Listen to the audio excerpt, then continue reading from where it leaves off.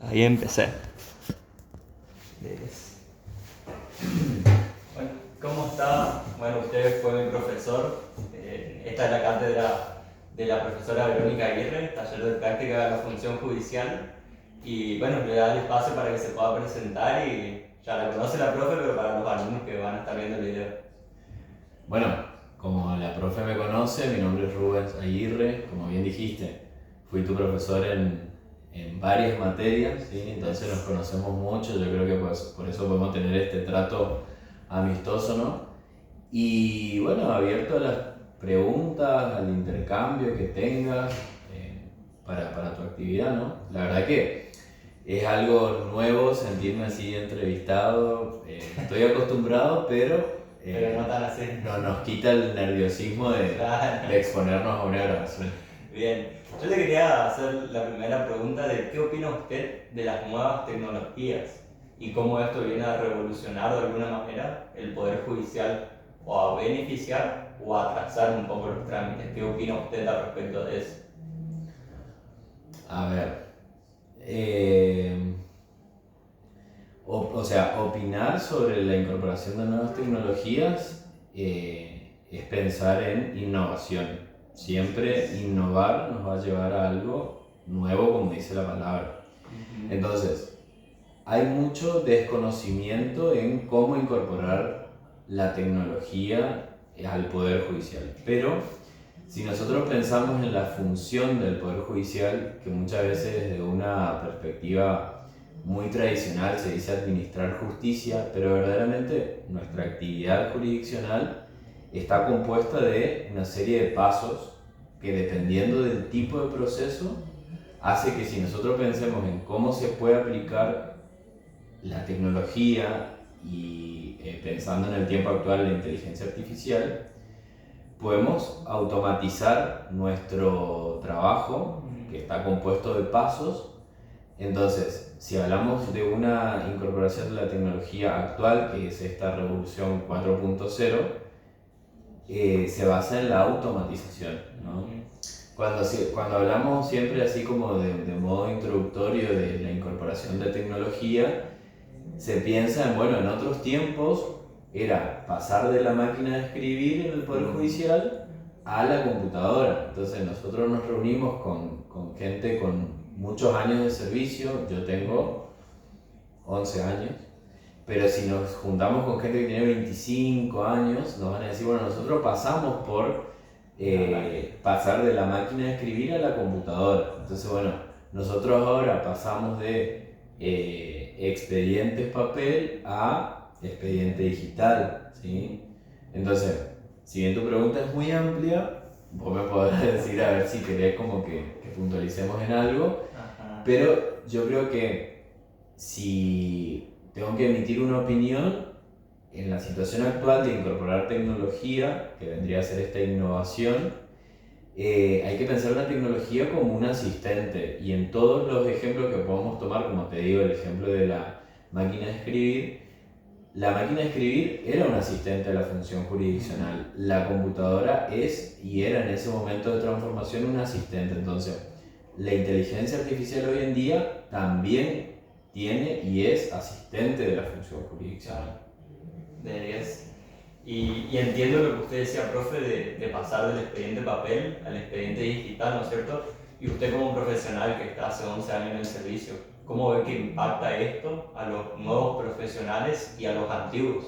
Porque si bien sabemos que hay una nueva cámara de profesionales de abogados, pero también están los antiguos que por ahí se quedaron más en lo que es el papel, les está costando, les facilita el trabajo. ¿Cómo es ya no ir todos los días al juzgado a buscar expedientes, sino estar desde tu estudio y de ahí mandar todos los expedientes? ¿Cómo usted lo ve desde aquí?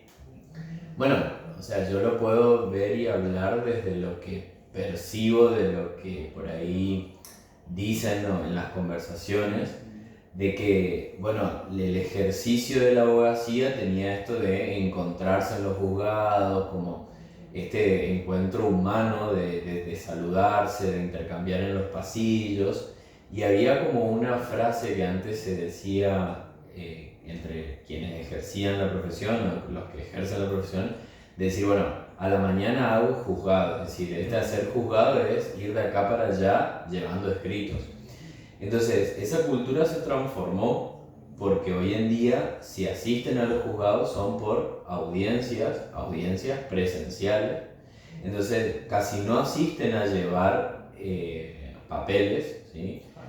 Sino que, por ejemplo, acuden a retirar un oficio que tiene que ser firmado para presentar en otra dependencia, pero el diligenciamiento de oficio también se hizo de que, por ejemplo, dependencias tanto nacionales como provinciales acepten o incluso soliciten como algo exigible que sea presentado por sistemas informáticos. Claro. ¿Sí? Entonces, de que los cambios cuestan, siempre cuestan, ¿sí? No sé qué siguen tus preguntas, pero por ejemplo, yo tengo acá una pila de expedientes que, como vos ves, son papel algunos, a ver, después hay unas notitas y eso, pero hasta acá son expedientes. Claro. ¿Pero por qué? Porque desde el 2024 se hizo obligatorio para los juzgados de niñez, adolescencia y familia del interior el uso del sistema IURE. Entonces, por ejemplo, este que tenemos acá es un divorcio iniciado en el 2022. Que vos podés decir, bueno, estamos en 2025, pero las partes no han instado este proceso, incluso hay inconvenientes con la notificación, entonces por eso estamos hablando de esa cantidad de años. Porque incluso ahora con el sistema IURE estamos dictando sentencias de divorcios presentados en diciembre y en febrero de 2025. ¿Sí? Entonces, lo que te quiero decir es que tenemos esto porque todavía estamos como en un tiempo de transición, cosas que en otros juzgados ya no están en esa etapa de transición y tienen 100% expediente de IURE. Sí es. Y bueno, justamente de lo que usted hablaba del IURE, ¿no es cierto? Que bueno, esto vino a revolucionar la vida de muchos profesionales, ¿no? ¿Cómo usted lo ve, por ejemplo, a las providencias simples, cómo ve a las notificaciones que pueden hacer las personas de esa plataforma? Y después otra pregunta sería, podemos ver que ahora audiencias, por ejemplo, se pueden grabar, ya sean por medios de web, por medio de Zoom o por otros medios digitales, también me imagino yo. Eso, ¿quién tiene acceso a eso? ¿Dónde se guarda? ¿Lo tiene el juez? ¿Lo tiene el profesional? ¿Quién tiene acceso a esas audiencias, por así decirlo? Claro, a ver, son varias cosas las que me estás contando o preguntando, pero respecto de las notificaciones, el sistema tiene unos sobrecitos donde dice, bueno, quién fue notificado, y es eso lo que opera como una especie de cargo de la notificación, o sea, cuando el sobrecito está abierto es porque tal oficina se notificó, ¿sí? Lo que nosotros no tenemos, a diferencia de otros poderes judiciales como el que te contaba de Tucumán, antes de la grabación, es un listado de audiencias donde las personas puedan participar. Si bien yo trabajo más con temática civil, las audiencias de los procesos civiles y comerciales también pueden participar otras personas, es decir, que puede ser abierto al público, pero siempre los enlaces de las grabaciones, que pueden ser por Webex, que es lo que generalmente se utiliza, son compartidos con las partes. ¿Sí? Entonces, lo que hace poquito en una visita al Poder Judicial de Tucumán hemos visto de que tienen como un plan de transparencia, un listado de audiencias programadas en el día con los enlaces como para que cualquier ciudadano se pueda conectar y participar. Ahí entra otro tema en juego, que es el descrédito que tiene la comunidad, la sociedad respecto de las funciones del Poder Judicial. Porque si bien es como que hay una especie de clamor social donde se critica las funciones o cómo se ejerce la función en el Poder Judicial, pero es muy probable de que esas personas tampoco participen de esas audiencias que están abiertas al público para ver cómo se desarrollan, ¿no? Entonces, si bien hay iniciativas, cosas que se podrían en el Chaco también estimular, o incluso que se puedan tratar de dar, yo creo que la ciudadanía no participa mucho tampoco. Claro, eso ya es decisión de cada uno, ¿no es cierto? Y por supuesto, sí. Sí. Y sobre respecto, bueno, usted hablaba de pasar de la máquina a escribir a la computadora, y yo creo que ahora el gran desafío está en la computadora y la inteligencia artificial, ¿no es cierto? ¿Qué opina usted de implementar la inteligencia artificial y hasta qué punto? No sé, una pregunta, por ejemplo, que se puede hacer es: ¿una inteligencia artificial puede responder una providencia simple por sí sola o no? ¿Usted cree que está capaz de hacerlo o sí necesita de un ser humano que esté al control de eso? La incorporación de inteligencia artificial en un proceso o en los procesos demanda un plan de trabajo. En ese plan de trabajo lo que hay que hacer es, como quizás vos ya sabes que sos de esta otra generación, ¿cómo se llama la generación de tu edad? ¿Siglo XXI? No sé, bueno, no sé en qué año naciste. Sí, el 2002. Bueno, como ustedes saben, hay que entrenar a la inteligencia artificial. Entonces, la inteligencia artificial por sí sola no sabe de el proceso, a ver, por decirte, el proceso de alimentos en el código procesal del Chaco. O el modo de trabajo en Presidencia Roque Sáenz Peña respecto del proceso de alimentos. Entonces, hay que entrenar a la inteligencia artificial respecto de los parámetros que tal dato tiene que arrojar como resultado. Entonces, yo le tengo que decir qué característica tiene este tipo de proceso para que genere un resultado. Hay 3 iniciativas de incorporación de inteligencia artificial en los procesos judiciales, que una es del profesor Gauna, que fue tu profesor, del juzgado civil número 3, que por las características del proceso monitorio se entrenó una inteligencia artificial que no es la generativa, sino que es la que automatiza. Entonces, ante tal dato, la inteligencia artificial genera el despacho monitorio, que es técnicamente el adelanto de sentencia, por decirlo de alguna manera, de esos tipos de procesos. Entonces, si volviendo a tu pregunta, lo que hay que hacer es entrenar la inteligencia artificial dependiendo del tipo de proceso. Por ejemplo, si yo en un proceso de divorcio le pido a la inteligencia artificial que me controle los datos de las partes respecto del acta de matrimonio, que me diga si hay niños o no hay niños, si hicieron propuesta de regulación de los efectos del divorcio o no, si el dictamen de la fiscal opina de que procede la acción de divorcio o no, me puede generar, automatizando esos datos, una sentencia de divorcio. ¿Por qué? Porque nosotros desde el 2015 tenemos lo que técnicamente la doctrina llama un divorcio incausado. Entonces, en el divorcio no nos ponemos a controlar la causa del divorcio como antes habría que invocar una causa, sino que solamente se peticiona, que es la palabra técnica que se tiene que usar, se peticiona el divorcio. Entonces, si tenemos que automatizar este tipo de procesos, yo a la inteligencia artificial le tengo que pedir como asistente que controle estos datos. Para eso me demanda un plan de trabajo dependiendo de que si es algo a gran escala o en una escala de decir, bueno, esta sola oficina judicial. Si yo tengo que pensar en esta sola oficina judicial, juzgado de niñez, adolescencia y familia, le voy a entrenar de acuerdo a los trabajos que se realicen acá.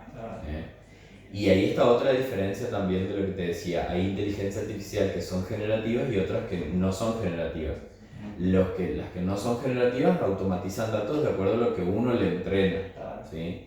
Y las que son generativas sabemos de que buscan, ¿sí? Y ahí está el desafío del Poder Judicial en base a los datos, que es lo que es el debate actual. Y ahora, conociendo que la inteligencia artificial tiene tanto poder, por así decirlo, el profesional, las personas en sí, ¿Usted qué opina? ¿Corre el riesgo a perder sus trabajos el día de mañana? O sea, como la inteligencia artificial podría suplantar al ser humano o no. ¿Qué opina de eso usted? Una vez que ya está entrenada claramente, como usted lo decía. Yo, respecto de eso, voy a opinar en base a lo que se conversa en estos ámbitos en los que formo parte, Claro. donde se dice, bueno, no se busca, ni se pretende, ni se sostiene de que en algún momento la inteligencia artificial o las máquinas nos suplanten, porque en la función jurisdiccional lo que hay que tratar de mantener o lo que hay que afianzar es que si bien la inteligencia artificial puede automatizar datos, hay una tarea de supervisión que es humana y debe ser humana, Sí. y se debe conservar esa tarea, esa actividad, esa función de supervisión. Entonces, si bien yo te dije de que una inteligencia artificial puede generar una providencia simple porque es algo como de mero trámite de controlar algo, ese control que genera un resultado automatizado en mayor calidad de tiempo tiene que estar supervisado por la persona. Entonces, ¿por qué? Por los riesgos, ¿no? Entonces, así como yo te digo de que tomemos la inteligencia artificial como un asistente a la función, bueno, la función también tiene que ejercer una tarea de supervisión. Por eso, en la formación de los profesionales, si bien hoy tratamos de que los procesos sean rápidos, pero hay que formar para esa tarea de supervisión. Porque la inteligencia artificial va a hacer o se va a manejar en lo que nosotros le tratemos de entrenar, ¿sí? Así que, volviendo a la pregunta, hay que trabajar en una tarea de supervisión humana. ¿Sí? Es como lo decía usted recién, trabajar a la par con la inteligencia artificial, digamos, no dejarla sola. Y en estos procesos, ¿no es cierto?, que cada día se van conociendo nuevas tecnologías y nuevas ramas que puede ir abarcando esto. ¿Usted qué opina al respecto de la informática jurídica? Porque sabemos que la inteligencia artificial es una rama de las nuevas tecnologías, pero también conocemos que, bueno, justamente hace un par de años atrás, si no me equivoco, hubo un hackeo al sistema de justicia, ¿no es cierto? ¿Qué opina de eso y con la inteligencia artificial? ¿Podría traer graves consecuencias a futuro o no? Es una pregunta muy técnica. Muy riesgosa, ¿no? Pero, a ver, yo creo que hay que trabajar en coordinación. O sea, hoy en día se suele conversar en estos espacios de que programadores o ingenieros no conocen del proceso judicial. Entonces, necesitamos que sea un trabajo coordinado entre quienes conocemos de los procesos judiciales y los fines que tienen a quienes son desarrolladores, programadores o ingenieros, para que esos dos puedan generar un producto, ¿no? Que tienda a los fines. A ver, si nosotros tenemos que garantizar la seguridad jurídica, pero una seguridad jurídica que sea con mayor celeridad, entonces, a ver, yo te pido seguridad y vos me tratás de garantizar, además de la seguridad, la celeridad. Digo yo, entre los que sabemos de derecho y entre quienes son programadores. Entonces, para eso es necesario trabajar en coordinación. Si no hay coordinación, no va a haber buenos resultados. Y creo que ahí está el desafío de los sistemas de justicia, de pasar de estructuras verticalistas al verdadero trabajo en equipo, porque sabemos que hoy en día la función jurisdiccional se adapta a estos nuevos cambios y estos nuevos cambios demandan coordinación entre la función jurisdiccional de los jueces con, en este aspecto que estamos hablando, la tecnología. Usted me comentaba recién, doctor, que había ido a un congreso en Tucumán para poder especializarse justamente en lo que era la inteligencia artificial, etc. ¿Eso es por cuenta del profesional o eso lo brinda la provincia a cada uno de los profesionales? Y después otra pregunta que le quería hacer, ¿usted cada cuánto cree que se debería capacitar al profesional? Esto quiere decir a todo, digamos, todas las ramas del Poder Judicial. A ver, respecto del Congreso, ese Congreso fue el primer Congreso sobre inteligencia artificial en la justicia, ¿sí? O sea, importantísimo, más un Sí, precedente. sí, y o sea, respondió a una iniciativa de una federación, o sea, la organización fue de la Federación Argentina de la Magistratura. La Federación Argentina de la Magistratura nuclea a todas las asociaciones y colegios de magistrados y funcionarios de la Argentina. En este caso, la federación tiene una secretaría, o mejor dicho, una Comisión Nacional de Secretarios, ¿sí? CNS, que forma parte de FAM, que es la Federación Argentina, ¿no? Entonces, en esta oportunidad acudieron 22 representantes de las 24 asociaciones y colegios a esta actividad que fue en San Juan hace 2 semanas. Perdón, en Tucumán, hace 2 semanas. Entonces, por tu pregunta, esto fue como estimulado desde esa asociación. Siempre las cuestiones de capacitación tienden más a un interés personal de crecimiento propio, aunque hay ciertas perspectivas que podríamos llamar, a ver, en docencia se llaman como transversales, que hoy en día se pide a los profesionales para acceder a cargos públicos como requisitos, que son, por ejemplo, son las cuestiones de género y la cuestión ambiental. Entonces, el resto, muchas veces, o sea, todo lo que uno se quiera capacitar queda por el interés propio de cada uno en avanzar, ¿no? Pero lo que generalmente ahora se pide en muchos requisitos es la capacitación en perspectiva de género y en materia ambiental, tanto por la ley Micaela y la ley Natalia Samaniego como por la ley Yolanda, que es la cuestión ambiental, cosa que ustedes están siendo formados con esa perspectiva también. Bueno, entonces, la cuestión de tecnología no es algo obligatorio, pero por tu pregunta me hace razonar de que se podría incluir en el futuro, además de estas ramas que estamos hablando, también la cuestión de la tecnología, porque hay gente que todavía en la función, no solamente la jurisdiccional, sino también en otras reparticiones del Estado, continúa diciendo, no, yo de tecnología no sé nada, no quiero saber nada, que se resisten, ¿sí? Claro. Entonces, quizás esas personas, esa gente del Estado, esos funcionarios, empleados, si no se apela a la cuestión de la obligatoriedad, no se llega a eso, ¿sí? Claro.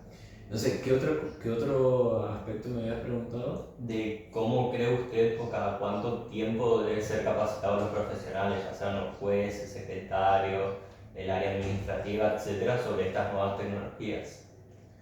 Y pasa que la tecnología avanza potencialmente. Sí, con mucha velocidad. Entonces, me parece que, así como antes te había dicho, se necesita un plan de trabajo, en capacitación también se necesita un plan de trabajo, siempre quizás pensando en un año calendario, decir, bueno, estas capacitaciones se van a hacer en todo este año, dependiendo de la perspectiva. Por ejemplo, este año el Poder Judicial de la Provincia del Chaco está implementando una capacitación, podríamos llamarle fuerte, ¿no?, sobre cuestión ambiental.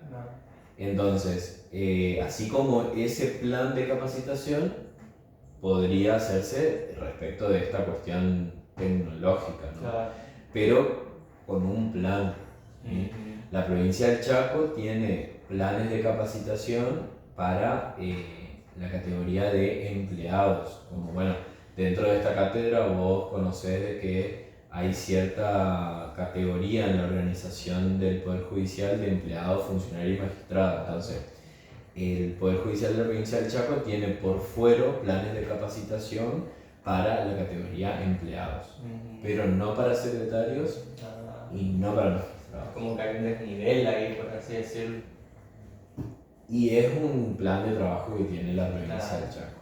Sí, como que bueno, favorece a algunos de alguna cierta manera, pero sí. Y una pregunta que, bueno, para ir cerrando, porque el doctor tiene su tiempo también, las notificaciones por los medios electrónicos, bueno, usted recién había mencionado un poco lo que era el Libre y eso, pero yo quiero ir más a lo que sería WhatsApp, por ejemplo. En algunas provincias simples, ¿está esto de poner bueno, un número de teléfono de WhatsApp, ya sea del profesional, de la parte, para notificar algo? ¿O eso ya no es nada legal, no es nada seguro? ¿Qué opina usted de eso? Y es una cuestión un poco difícil de generalizar, porque respecto de eso hay que atender al tipo de proceso. Yo creo que hay principios, como principios procesales, ¿no? Como el de colaboración de las partes, donde para adaptar el proceso y que las partes colaboren con la función jurisdiccional, se podría y se puede y se realiza, no podríamos llamarle técnicamente notificaciones, pero sí convocatorias de audiencias o a colaborar con el proceso por medio de WhatsApp y demás. Claro. Pero yo creo que hay que pensar en situaciones en particular, porque si miramos desde el ejercicio de la función del abogado, eso genera posibles cuestionamientos de nulidades de las notificaciones. Entonces, desde la doctrina podemos encontrar ejemplos particulares, o específicos o especiales. Por ejemplo, en situaciones de violencia, como la situación amerita una intervención rápida, sin formalismo muchas veces, se hacen las convocatorias por WhatsApp. Pero, ¿por qué? Porque necesitamos que se intervenga de una manera rápida, ¿sí? Pero hay otros tipos de procesos donde, de acuerdo a las características, hay personas que estarían o que se debería garantizarles la igualdad, entonces hay que notificarla de una manera lo más fehaciente posible para no perjudicar su defensa en juicio, y no hay una persona en situación de vulnerabilidad a quien proteger por la que yo tenga que adecuar las notificaciones. Entonces, para esa pregunta que vos me haces, no hay una respuesta única, sino que desde una visión de los procesos en base a principios se pueden hacer adecuaciones desde una perspectiva de procesos pensadas o tratadas desde si tenemos personas en situación de vulnerabilidad también se puede, ¿sí? Entonces se me hace que hay que analizarlo con casos particulares, o sea, con procesos en particular. Serían casos excepcionales, podríamos decir. Sí. Y bueno, y la última pregunta, y ya cierro con esto. Quería preguntarle al respecto de lo que vendrían a ser estas nuevas tecnologías, y esto sí ya es una opinión personal. ¿Usted cómo lo ve? ¿Cree que está favoreciendo al profesional de hoy en día? ¿Y cómo ve a futuro también estas nuevas tecnologías, cómo terminarán de impactar cada vez más en la sociedad, ¿no es cierto? Eso ya es una opinión personal. Yo creo que no hay un resultado final para decir, bueno, van a terminar de impactar. O sea, siempre van a estar desarrollándose, porque si hacemos esa analogía de pensar, como te digo, en la máquina de escribir, y bueno, se fue avanzando, como vos quizás sabes, como la mayoría sabe, el tamaño de una computadora cuando fue creada, capaz abarcaba toda esta oficina, y hoy nosotros tenemos funciones de una computadora en un dispositivo muy pequeño. Entonces, no podemos pensar en un resultado final, pero yo creo que la función tanto profesional de la abogacía como la función jurisdiccional se tiene que ir adaptando. Entonces, esa adaptación muchas veces, como ocurrió en la pandemia, ocurre de una manera como muy rápida o de una manera un poco más progresiva. Entonces, de que impacta la incorporación en el ejercicio profesional, impacta, ¿sí? Entonces, lo que habría que hacer me parece que tener como eje la coordinación, que era uno de los temas que te decía, o uno de los ejes de trabajo. Si nosotros sabemos sobre derecho y hay otras personas que saben sobre programación, bueno, trabajar en coordinación.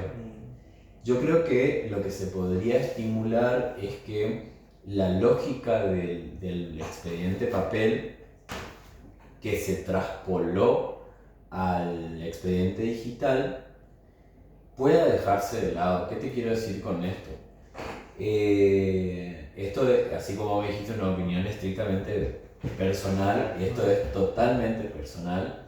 Yo creo que los sistemas de expedientes digitales podrían ser más interactivos tanto para el profesional como para el abogado, empleado, funcionario, magistrado que trabaja en el Poder Judicial. ¿Qué quiere decir con esto? Si yo tengo que cumplir con plazos, cosa que demanda una organización personal, como el plazo que tengo que cumplir para cualquier día normal para mis actividades, entonces que la máquina me ayude a cumplir con esos pasos. Por ejemplo,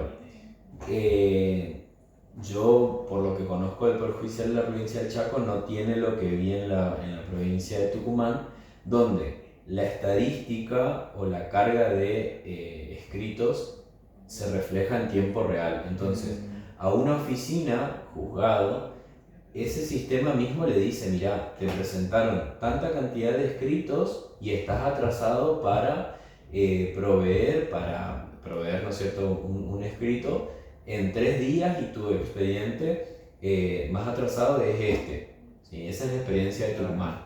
Entonces ahí el sistema está colaborando conmigo. Ahora, si yo al sistema tengo que entrar en una parte para ir a ver lo que yo tengo que hacer, y si no entro ahí, el sistema no me recuerda nada, y el sistema me está ayudando a medias. Y estamos pasando de la misma lógica de tener acumulados expedientes que dependa de cómo yo los mire, a lo mismo, la misma lógica en el expediente digital. Entonces, para eso es necesario dejar de lado cierto egocentrismo de la función jurisdiccional y hacer que la máquina me estimule para que yo no me quede como trabajador. ¿Sí? Porque, por ejemplo, yo te muestro acá, en el expediente hay una serie de avisos, pero mira el tamaño que tiene, y mira el color que tiene. Entonces, si esto no se mueve, capaz yo no me entero si pasa de 53 a 88. Porque mira el tamaño que tiene. Y sí, la importancia, ¿no es cierto?, de lo que usted mencionaba para todos los profesionales, justamente, ¿no?